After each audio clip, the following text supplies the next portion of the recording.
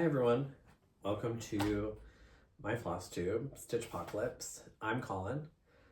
This is my third episode entitled Maximum Motif Density. We'll talk a little bit about what that all means, like what I'm doing with that. Once again, thank you all for everyone who is coming back to watch my videos. I think we're really, I don't know. It's very exciting. I'm very excited by my stitching. It's nice to see people also be excited by my stitching. I'm very excited by whatever. Stitching is cool. I'm stitching, you're stitching, because quite frankly, like, why would you watch a Flosstube video if you weren't cross stitching? Yeah, thank you to everyone who's coming back. Love ya. Thank you to everyone who's new. I don't know you, so I don't love you yet, but there's time. Yeah, I just want to start off by saying that I am not feeling 100% today. Definitely the weird temperature fluctuations that are happening here in Pittsburgh have started to get to me. So it was 70 a day last week. It was 25 2 days ago. It's 65 today. It snowed, it rained. We had a dust storm apparently. And I'm really starting to, I'm starting to feel it. So I might be a little bit more low energy than normal, and whatever. It's just kind of how it is. There have been some really, really awesome conversations happening in the comment section of my previous videos. I'd like to keep that going. I am open to criticism. I actually wish people would be more critical of me. But yeah, if you're gonna come with a critique, but like make sure you've done the homework, I guess. Don't come to seminar if you haven't done the homework. Yeah, I have actually a lot more stitching. Actually the same amount of stitching as I'm always showing you guys. I have one new start, and then I have 4 whips that I have worked on since my last Flosstube. I've gotten a ton of work done the past few weeks. Today is Sunday. It's like the last day of my spring break, and essentially I didn't do it. I went to work and I stitched, and that's it. So I have a ton of stitching, and a lot of it has turned out really, really beautiful. Sorry. I also want to say, like, I have a couple things in here that I'm incredibly proud of, and I think the stitching looks really good. And I hope you don't think I'm like an insane narcissist for how sort of happy I am with the stitching that I've done recently. Actually, I guess it's fine if you think I'm a narcissist. I don't know, whatever. It really doesn't matter. I'm drinking a root beer because I need the sugar to keep my energy up. And I also have water in case I don't need to tell you about my liquids. So we'll start with the start. I had worked on this like 1 day or 2 days maybe when I filmed my last Flosstube, but I didn't show it to you because it had like no stitching on it, and it's a new start. So I'm going to show it to you here. I'll show you the chart, and then I'll show you the stitching, and then I'll show you, Ellen Harrison, 1889 by Needlework Press. Oh, here. I feel like people always say that I pull the chart away too fast, and so I just want to make sure that like the charts are getting their time. Okay. And I did my own color conversion on this. I'm doing it with DMC. I'm doing it 2/2. Well, currently I'm stitching with DMC 2/2. This project I'm calling Maximum Motif Density. And here's how much I stitched. So I've gotten pretty good stitching done. This house is really kind of stitch heavy, and also I don't love block stitching, so it takes me a lot longer to do than other pieces. I'm stitching it on 32 count Silvery Moon Lugana. Yeah, 2/2. However, this is not, I don't know what direction to talk about this. There are like 2 sort of separate things that I need to say about it, and I haven't quite figured out how to talk about them because they're actually two completely separate things that are happening simultaneously. One of which is that Elizabeth from the Thread Gremlins and I are the same person. I guess we'll just talk about the more recent one first. So this is, here's my work. Elizabeth from the Thread Gremlins and I are the same person. I think our brains seem to work in incredibly similar ways. Our desires about stitching and our desires for our whatever seem to sort of converge in really new ways for me. I've always watched the Thread Gremlins. I've always been like, yeah, those like that's that's like you can kind of see when someone's at least thinking about their stitching in the same way that you are, and certainly they're floss tubers who are thinking about their stitching in the same way that I am. And Elizabeth is the one that I'm the most similar with. And she very, very recently said something in a floss tube, I think in the like needlework market top 5, whatever, that they should think about doing a sampler of just motifs from other samplers. That you pull images from samplers that you like, and then you sort of are able to make your own sampler, because the thing is, that's how samplers are made. They were just images, and they still are, that the person stitching them saw themselves as potentially using in the future, and sort of filtering them down all onto one piece of fabric. And because she and I are the same person, I actually had already been stitching something with a similar goal. So right now I'm stitching Ellen Harrison, and I am squishing these bottom motifs together. So there's only going to be one, like 2 between the deer and the house, and between the deer and here. And then I'll probably pull a couple more of these. I really like this bird. Yeah, I really like these birds like on this bush. And yeah, there are other ones I'm gonna pull. Maybe the mug, maybe the no. I also currently have 2 other samplers that I will at some point in the future be stitching the motifs from onto this piece of fabric. One of them is LR 1844 by Reflet de Soie. I think I'm going to be stitching this 1/4 with a silk conversion. The goal is for it to be really kind of see-through and like really kind of empty, and to be able to see the fabric through it, and I'll explain why. And then the other one that I have pulled from my stash that I'm going to be stitching on here is Laura Vorgensen 1853. One of my goals was to kind of get different samplers from different places in the world, but actually happening like at around a similar time. So there's less than 50 years between these 3 samplers. Yeah, there's less than 50 years between these 3 samplers, but they all have incredibly distinct styles, and I really like that. And yeah, I really like that, but I like that there's like similarities and differences, and they sort of like will converge to form hopefully new images. Because not only am I stitching multiple motifs from multiple samplers on here, I'm actually hoping for them to kind of overlap. And I do think I'm going to be like actively stitching over top of things that I've already stitched. So if it's like really I don't want to say empty, I don't quite know what the word is. Stitching, you'll be able to see other stitches below it. If it's really dense, it'll just cover over what's already been stitched.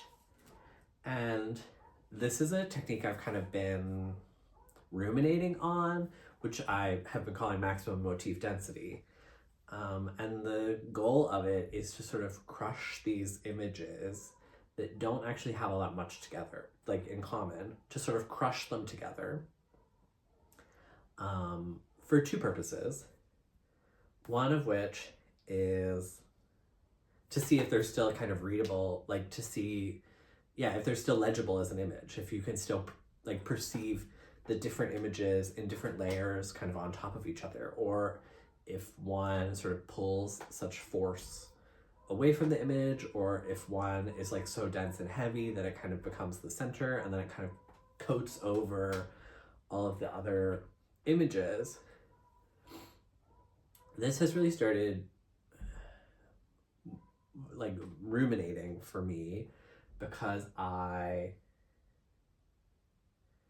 have been thinking a lot about technology. I'm kind of always thinking about technology because it's like, I'm addicted to phone. And I'm sure many of you are addicted to phone too. And I've just been thinking about how so many people, myself included sometimes, are sort of blasted in the face with so many images and so much sound and like movement and color and shapes, and just like it's like a huge sort of vortex of the world that just kind of like is beamed directly into my eyes. And I actually like have trouble kind of processing some of it, right? It's hard to figure out what's real. Is this real? Is this AI? Is this a grassroots thing? Is it a AstroTurf thing? Is it, is it a Nazi salute? Is it a Roman salute? Is it a this? Is it a that? Is it a, there are like, there's so much information that actually like nothing is legible anymore. And one of my goals, at least in the past year or two, I've really been almost training myself to make the images more legible, is to interact with the internet and interact with TikTok and Instagram and Facebook and Flosstube, all of that, in such a way that hopefully is like training my brain to be able to see images much more quickly and to be able to pull them out and like process them faster and then just kind of like move on, right?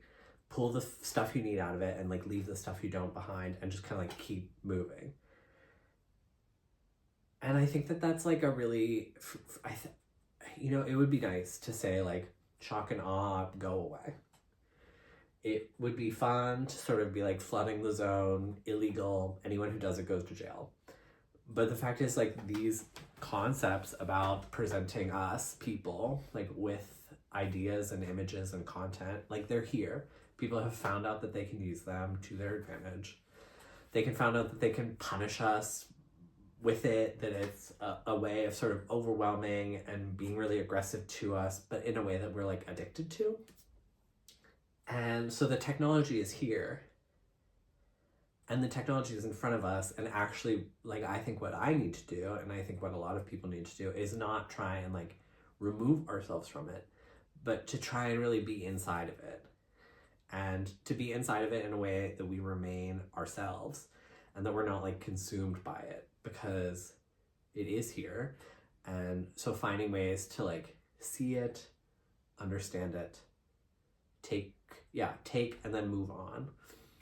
And so maximum motif density is kind of, I don't really talk about other stuff in my life that much, actually. I think I drop like Stitchpocalypse lore sometimes, but certainly I'm doing other things in my life that are that are like sort of playing with this idea of like, what does it mean to process an image? What does it mean to experience such a wide range of images and sounds simultaneously, and then to be kind of expected to just go to work after? And so maximum motif density is a concept that I'm kind of dumping into this sampler, which you guys are like, yeah, that's a house. And it is a house for now, and maybe it'll always be a house, because maybe we'll always be, the colors are so kind of silly cutie that it will always be sort of understandable as a house. And so then we'll know. But this is my new start, which this is a portion from Ellen Harrison, 1889, but I will be stitching at least 2 other, I'll probably do like 4 or 5. I would really like to get some motifs from a Vierlanda sampler on here. It would be nice to get a couple things from a Quaker. I don't know. As I see things that I like, I will get them to add to this that sort of fit in the time and the ideas I have about I don't even know what I was saying. Okay, it doesn't matter. I didn't finish that thought. So, but yeah, this is my new start. It's Ellen Harrison, 1889. The stitching is really nice on this. I just don't love Lugana. I actually really like a slub. I really like a really thick slub, and I like a really actually fairly uneven, even weave. I like there to be some diversity in the fabric and in the weft and warp, and I think my stitches look really good, but it's a little monotonous stitching Lugana for me, but I stitch on it all the time because I don't know, I'm also drawn to it. Actually, the secret is I don't really look at what kind of fabric it is when I buy it. If I like the color and the count is what I'm looking for, then that's the one I buy, and then I get it, I'm like, it's Lugana, and then I stitch on it. So I'm stitching this on Lugana. I have flosses for, this is my conversion, which you can see how organized I let my flosses get.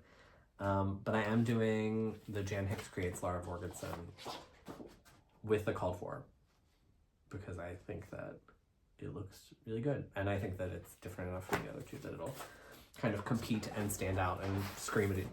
They'll fight with each other. But then after that, one of the problems was the colors were so kind of kitty toyland, baby pop girl, that I really wanted to stitch on something a little bit darker. And so then I got to working on The Beast by Long Dog Sampler. I am stitching this. I'm doing this with my own DMC conversion 2/2 on 36 count antique white linen by Zweigart.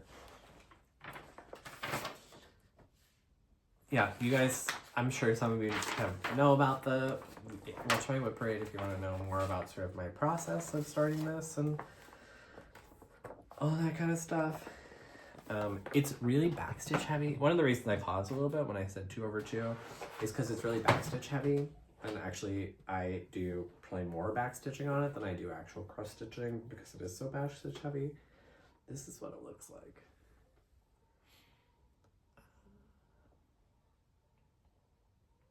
And I got really good stitching on this. It looks so good. The thing is okay, this is when this is when I'm gonna start bragging about my stitching. Because this looks really good. I actually think it looks better in person. No, I think it looks equally good in person. And so the things that I stitched on it are this. There was no back stitching done from here over on this panel, and so I did all the back stitching there, and there was some in here too. And then I did some letters down below and some border. And then I stitched some of the dragon. I really love this piece. I really love stitching on it. I think it is so fun. I just think it looks so good. I like that it's kind of, I guess it's a little edgy. I don't even know what that means anymore. It's something that I don't really see many people stitching on. I think people stitch the big long dogs, the really dense big long dogs. And this is certainly very dense, but my version looks less dense because I have actually created, what's the word I'm looking for?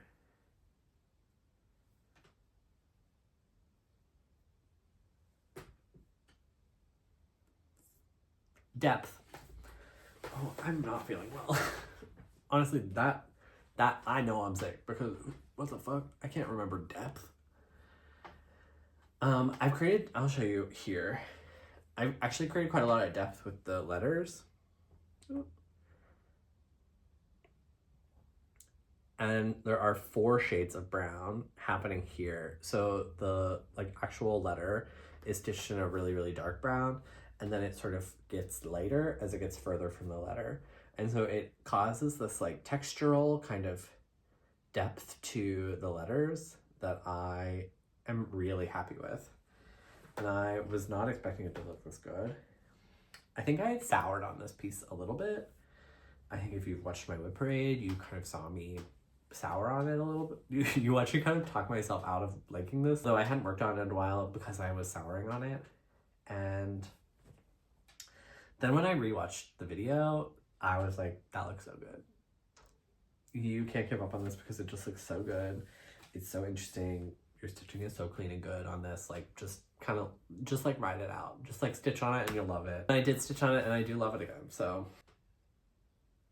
Oh, and I stitched this while I watched Nosferatu because I was in a mood, you know? I was feeling the darkness inside. I was communing with him. I was, you know, and so I stitched this while I watched Nosferatu, and then while I watched The Wild Robot, which was good, but maybe not thematically in line with the stitching that I was doing on this. Yeah, the thing is, like, I don't really have a ton to say about some of my stitching other than, like, I'm happy with it and I think it's beautiful. And I'm happy with it and I think it's beautiful. So I felt like I needed to have fun again, right? Like, that piece is pretty serious. It looks pretty serious. The colors are all kind of the same. It's really kind of like small, almost tedious stitching. And then I was looking for something, yeah. Clown alert. If you're scared of clowns, you should go away. I am going to show a very scary clown. Clown alert. Oh. So this is Clown Dreams by Designworks. It's a kit. It's a vintage kit. I started this as part of the Bring Out Your Kit Sal, hosted by the Thread Gremlins and Jen's Fiberweb. I am a little over half done with this.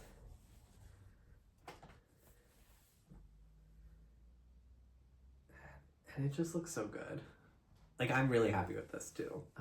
There is one really terrible stitch right here in the hat, and then all of the other stitches are amazing. Like, this is maybe the worst stitch I've ever done in my whole life, and then all of my other stitches look great. So, but this is what it looks like right now. I stitched over here. No. I stitched over here, and I stitched that green balloon and then everything below it. So the cloud and the head of that clown, and then I backstitched the balloon, and then that was it. This is just like my fun piece. Like, if I don't want to think too much, if I don't want to if I just want to stitch something that's kind of annoying. Yeah, actually, this is my annoying stitch. Like, when I'm feeling annoying, this is what I stitch on. Oh, it's on this terrible... Okay, so it's a kit. I feel like I need to say this every time I show this piece because of how terrible it is. It's a kit. I bought it on eBay for the sale because I needed something a little bit less serious. And it is the worst fabric I have ever worked on in my whole life. It is the worst fucking fabric I have ever even, like, touched. It's softened some now. I did soak it before stitching on it, and it still was like cardboard. It is the worst the worst fabric I have ever stitched on. Yeah, and I, like, cannot, like, I'm telling you that if you, like, find this on eBay, which there are still some on eBay, switch out the fabric. It is the worst fabric I've ever stitched on. But also, I don't like Aiden that much, and so the thing is, like,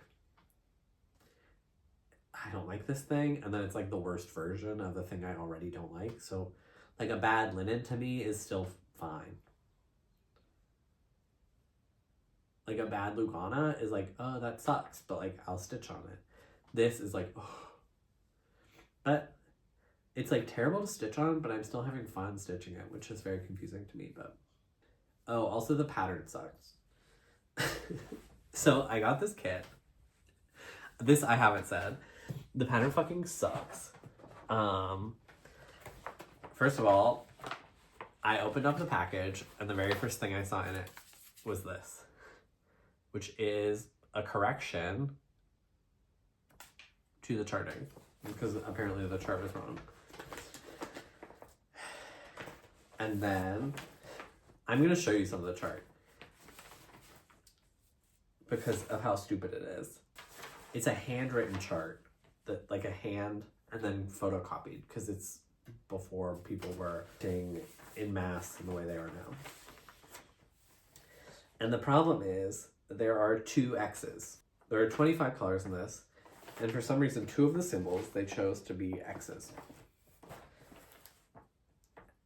And because it's a handwritten chart, there is quite a lot of inconsistency in the size of the X's. And so sometimes it can actually be hard to tell which X is supposed to be which X. And also sometimes, like, because it's hand charted, some of the other symbols are really hard to figure out, like which symbol is this? Is this an R? Is this an I? Is this a... Yeah, anyway, I'm going to show you this chart. So you guys, this is like an edge. And so particularly, like, look at the inconsistencies in the R's. And the thing is, I understand that some of you are older who are watching this and probably were always stitching things that were hand charted, at least in the beginning of your stitching journey. I don't like that phrase. Of your time stitching, I would not be cross-stitching. I would have found another hobby. If I was expected to always stitch these kind of terribly charted, I mean, it's not terribly charted, it's just inconsistent symbols, it would make me so mad I wouldn't stitch. Although I understand that I probably wouldn't like even consider that there were alternative options for stitching, because there weren't.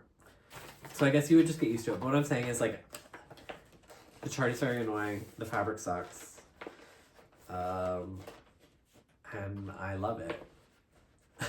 And I love it so much. And so then the thing is, like, I was kind of going back and forth between, like, serious and dark, and then, like, light and fun, and then serious and dark, and then light and fun, and then serious and dark.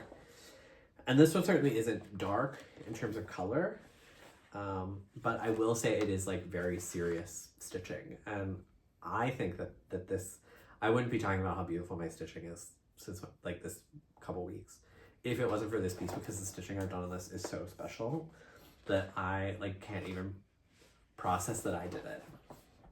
This is Anno 1817 by Reflet de Soie. This is a mending sampler, which is a tool that you use to learn how to, like, mend clothes. And one of the things that girls did, and I'm doing, is the colors would have been incredibly bright so that you can see specifically, like, where the stitches happen. There are a couple different kinds of mending samplers, one of which is a mending sampler where essentially you just do straight stitches over the fabric so that you can sort of see how you would weave the fabric when you are doing the actual mending. This one is different from that. This one is, like, actually making fabric, which is how you would be really mending. I'm stitching this on 32 count smoky white linen by Zweigart, 1/2 with Rainbow Gallery Splendor silks. I got these at my local needlework shop, Needlepoint Breeze, who is fine. The problem with Needlepoint Breeze is it's a needlepoint shop, so they don't have charts. The only fabric they have is Aida. They don't even have, like, a full run of DMCs. They have a lot of, like, more needlework. Like, essentially everything they have is for needlework, and, like, I just kind of go and buy stuff for cross stitching, but they're not bringing it in for cross stitching, they're bringing it in for needlework. But if you do needlework, it is the best needlework shop I've ever been to, but I don't do needlework, so it doesn't really matter. This is what mine looks like right now. It just looks so fucking good. I'm going to show you these two, and then I'm going to kind of explain. I'm going to show you the back too, because the back on this is crazy. These are two of the darning sections, both of which are a twill. So if you know anything about weaving, both of these are making a twill. And you can see, I need to get my face out of it. You can see here where I've done the straight stitching. I'm gonna move closer. You can see here where you do the straight stitching, and then here it's just like a warp. So I'll show you on this one, which I stopped kind of halfway through because I did some of the weaving wrong. Yeah, so essentially this is straight stitching, running stitch, and then like a really long floating warp. And then more straight stitching, like another running stitch. And so if you were darning something, if you were mending something, this would go over the hole. And you would try to do it with a thread that matched the thing you were darning so you can't see it. But you can see how the colors are pretty bright. Although I will say, I'm going to show you these colors like on the floss drops? I don't know what these are called. I do, but like I said, I'm not feeling well, so my brain's not working right. When I got these flosses, I was like, those are so bright, those are so bold. But now that I actually have it on the fabric, and because I'm only stitching it 1/2, they're actually quite subtle. Or at least, I think there's two reasons. One of which is that they are just like more see-through than I'm used to. And another is the stuff I've stitching since I've started this has just gotten so much more sort of neon crazy. This is the most beautiful thing I've ever stitched. The work that I've done, particularly on these two, because they're done, I mean, I'm sure it'll be just as nice on the third one, is the cleanest stitching I have ever done. I'm trying to look at my screen without... It's not showing up super accurate on camera. What appears to be like a really dark, almost black color here is actually maroon. This, the one with the green, it appears to be pretty beige. It's actually like a gray pink. But I'm going to show you the back so you have a better idea of what sort of this looks like on the back, and so you can get a better idea of like how it's stitched. So you can see like in this section, there actually isn't anything going into the fabric. It's all happening on the front of the fabric. And so you do this running warp, and then you weave a pattern. I mean, this is all a pattern, like through the actual threads, and it creates a darn. It creates a place for mending.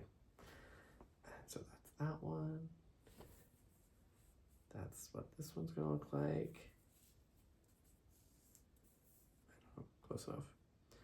I do have this. The chart is like really good. I love this chart. I love Reflet de Soie. Not enough people are stitching them. Their charts are really good. I was gonna say something. Oh, I will say that I am actually thinking of putting a quote in the middle of it. I haven't decided what quote to put in. So this is me like beginning to crowdsource ideas about putting in a quote. I've been thinking a lot about the quotes and samplers and how a lot of times the quote doesn't actually seem to have all that much to do with the sampler. A lot of times they're kind of religious in like a nonsense way, or like Americana in like a nonsense way if they're like an American sampler. And I kind of like the idea of like, I mean, probably not Christian.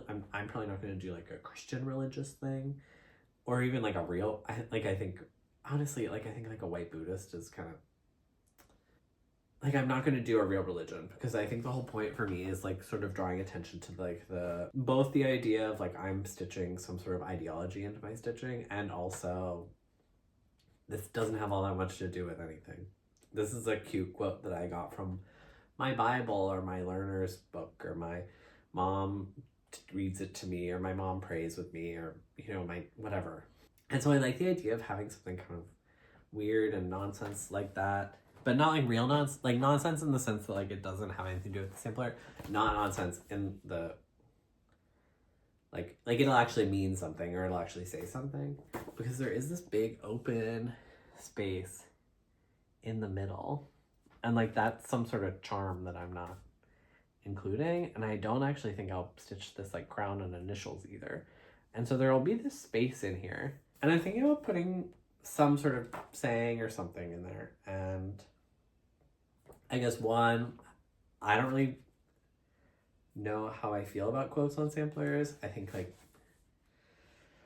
sometimes I see designers really quote heavy samplers. I think Hands Across the Sea, they do really quote heavy samplers, and I think it can be cute. Like, I'm not gonna be like, oh, that's ugly, because it's not. But I think that, like, for me, it's like hewing a little too close to like wishing the past was the present, which I'm not going to do. I wish the future was the present. Yeah, so I guess like this is me being like, what do y'all think about quotes on samplers? Because I don't have coherent ideas about it. I am kind of fumbling around, thinking about it, talking about it, and potentially stitching it. And I just like, you know, it's good to have people sort of, I want to see some discourse about it, and hopefully be able to come back 2 years from now when I'm getting to the middle of this and like, oh, I have a straightforward and coherent ideology now, which I do not have about quotes on samplers, or really about much of anything. And then I've just stitched the past couple days on, I'm calling it my parents' anniversary sampler. You may know it as Everflowering Garden from Embroidery. I'll post a photo of some of the changes I'm making to it to make it my parents' anniversary sampler. I started this almost a year ago, and I've gotten quite a lot of work done, although I was hoping to get the whole sort of top portion finished before, at sort of the 1 year mark. I'm very close, so but I'm not gonna do that like thing where I like stitch on this like crazy, and I'll stop when I'm sick of it, which and this is what it looks like.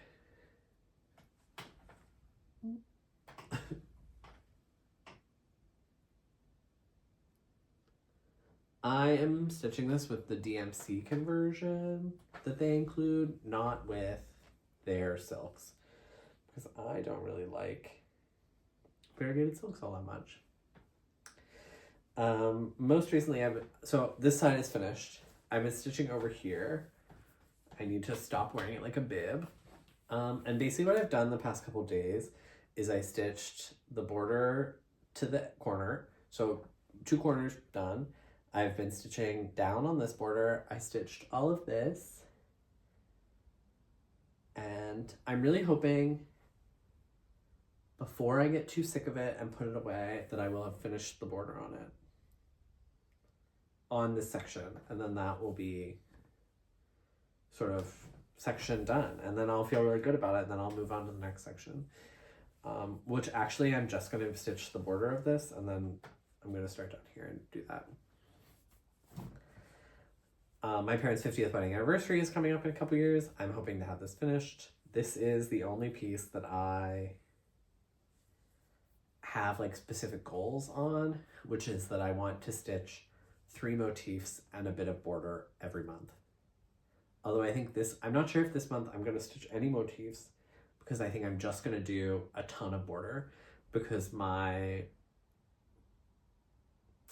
this is a really border heavy piece. Not only the ones around the edges, but also there are all these other sort of borders that exist like this, and like down here, and like there are all these other borders that exist that I had considered borders, and the problem is 3 motifs and some border means that now I'm stuck stitching a shit ton of border. But it looks very good. I'm very happy with it. I think my parents will love it. I hope my parents will love it. I mean, they'll love it because I made it. So, yeah. Yeah, and that's Everflowering Garden. I'm stitching at 46 count, 1/2 DMC. I just always forget like, honestly, when I'm watching a Flosstube, I actually don't really care what like floss or fabric people are using. I want to see what they're stitching, and I want them to tell me why they're stitching, because a lot of times, even if I like a pattern, even if I like something someone's stitching, I'm always like, I want to do that different. I don't necessarily feel my stitching has gone much more personal for me. I don't really have, that's sort of the end of me talking about my whips that I've worked on this week. Not this week. Oh my god, can you imagine if I stitched that much this week? The past 3 weeks. Oh my god. I don't have any comments to respond to. I think some of you had some really interesting things to say. That I felt, the ones that I felt were necessary to respond to, I just responded in the comments. I didn't feel like it was, I didn't feel so strongly about being like, I need to put my foot in the sand about this. Like, I need to stand firmly about this. Like, you know, like, I don't know. I do have something I want to say about some of my other whips. I think in my whip parade, I got a lot of attention for particularly my Modern Folk Embroidery Fruits of Plenty. The people were chatting. I have to say this, the people were talking about this. I am stitching this white on white. Well, I'm not, because it's going away. So this is the last time I'm showing it to you, and then it's going away. And I'm going to be ripping it out and using the fabric for something else. And sorry to everyone. I know you love it, but I just think it's not me. I just think it's not what I want. I think it's not doing what I want it to. And I think sometimes something is beautiful and that's enough. And I think other times something is beautiful in a way that I'm like, I actually think people are interpreting this as being more than beautiful. And I'm not doing that. So I'm showing this to you now and saying you're never going to see this again. I am probably going to restart this piece sometime in the next couple months. Different colors, different fabric. I still really like the idea of stitching the exact same color on fabric.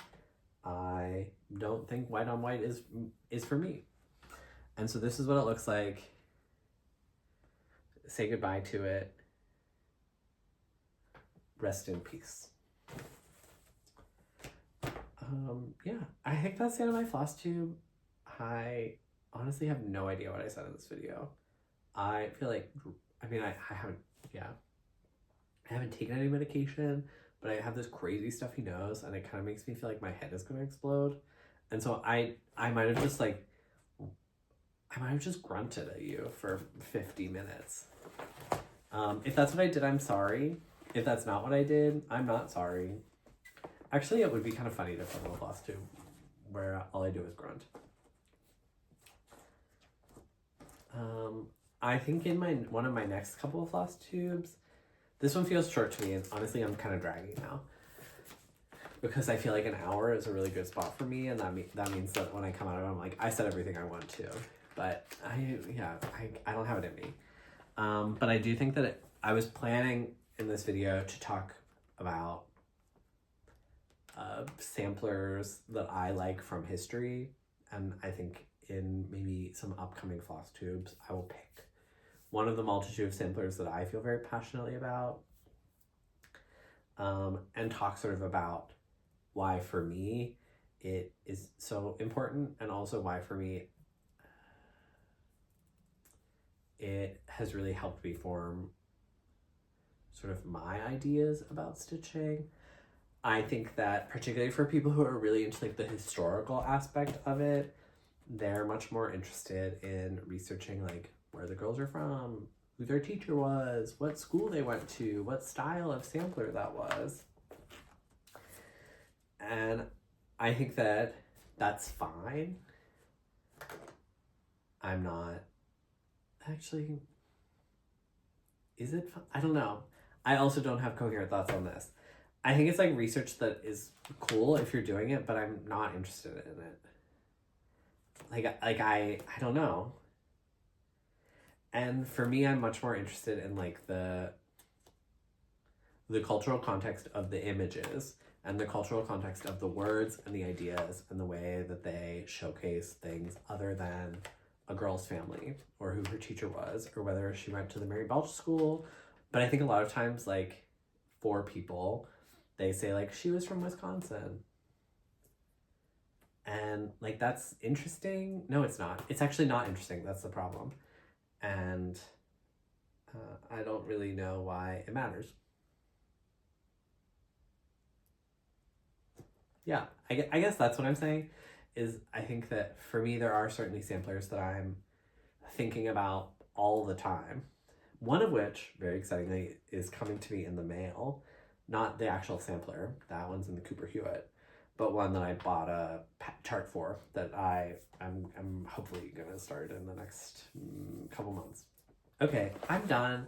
If you have feelings about sampler research, feel free to leave a comment about that. If you're like, no, Betty Ring is my queen, feel free to say that too.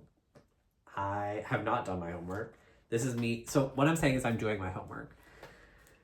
And hopefully within the next couple months, I will have done my homework and be able to come to you with something more coherent. That's all I'm saying. Okay, bye. Sorry, this wasn't it, but it's it, because I don't have it in me. Okay, bye.